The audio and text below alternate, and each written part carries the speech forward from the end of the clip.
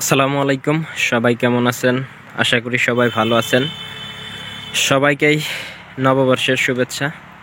তো আজকে আমি আমার প্রজেক্টে নিয়ে আসলাম আপনাদেরকে। আজকে কিন্তু 1 জানুয়ারি, আর এই 1 জানুয়ারিতে কিন্তু আমার এই প্রজেক্টের বয়স আজকে 17তম দিন। আর এই 17তম দিনে আজকে আমি আপনাদেরকে দেখানোর চেষ্টা করব আমার প্রজেক্টের বর্তমান পরিস্থিতি। তো আপনারা যদি লক্ষ্য করেন দেখতে পারবেন এখানে কিন্তু আমার শসা গাছের বয়স আজকে 17 দিন। আর এই 17 দিনে কিন্তু গাছের গ্রোথ মোটামুটি ঠিক আছে। দেখতে পাচ্ছেন যে 3 পাতা হয়ে গেছে। তো প্রত্যেকটা চারাই কিন্তু এভাবে বেড়ে উঠতেছে, এই যে দেখতে পাচ্ছেন। তো যে চারাগুলা বেঁচে ছিল, তো সব চারাগুলাই কিন্তু 3 পাতা থেকে 4 পাতায় রূপান্তরিত হচ্ছে। তো এখন পর্যন্ত গাছের কন্ডিশন ভালোই আছে, কোনো রোগ ব্যাধি নেই। আমি কিন্তু এখানে 20% জায়গায় এয়ার মালিক সিডসের জাদু, আইস গ্রিন এবং কি ভাইয়ের মালিনী লাগিয়েছিলাম। তো এখানে অনেক চারাই গড়া দিয়েছি। তো মূলত এখন এই প্রজেক্টটা জাদুর প্রজেক্টই বলা চলে, কারণ পুরা প্রজেক্টেই জাদুর বীজগুলা কিন্তু আমি জার্মিনেশন করে দিয়েছি। তো এইখানে 2 দিন হলো জার্মিনেশন করে বীজ আবার দিয়ে দেওয়া হয়েছে। যে চারাগুলা মাইর গেছে ওইখান থেকেই কিন্তু আমি লক্ষ্য করলাম যে কিছু কিছু চারা বের হচ্ছে। তো এই প্রজেক্টের পুরা চারা বের হলে আমি আপনাদেরকে আপডেট দেওয়ার চেষ্টা করব। তো গোড়া দিয়েই এই প্রজেক্টটা আমার উঠাতে হচ্ছে। আপনারা যারা রমজান মাসকে টার্গেট করে শসা চাষ করতেছেন তাদের প্রজেক্টের বর্তমান পরিস্থিতি অবশ্যই কমেন্টের মাধ্যমে জানাতে পারেন যে আপনাদের শসা গাছের কততম বয়স আজকে। এই যে দেখতে পাচ্ছেন গাছের কন্ডিশন, এটাই কিন্তু 4 পাতায় রূপান্তরিত হচ্ছে। তো এখন পর্যন্ত গাছের বর্তমান কন্ডিশন ভালোই আছে। তো আপনারা জানেন যে এখানে অনেক পরিশ্রম করেই চারাগুলো ওঠাতে হচ্ছে। শীতে শসা চাষ করলে একটু সমস্যায় পড়তে হয়। শীতে কিন্তু গাছ অতটা গ্রোথ নেয় না।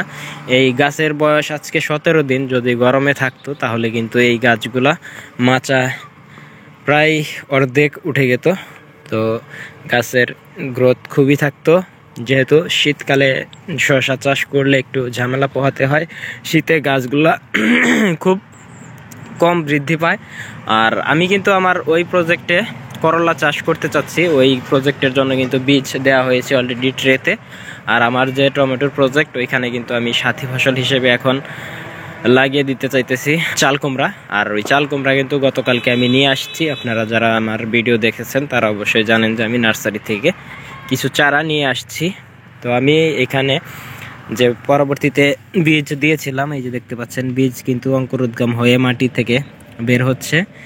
এই যে পাশে আমি আপনাদেরকে দেখানোর চেষ্টা করি, প্রায় 17 দিন 1 পাঁচ হবে এই চারাগুলা। যে চারাগুলা আছে এই চারাগুলা কিন্তু আমার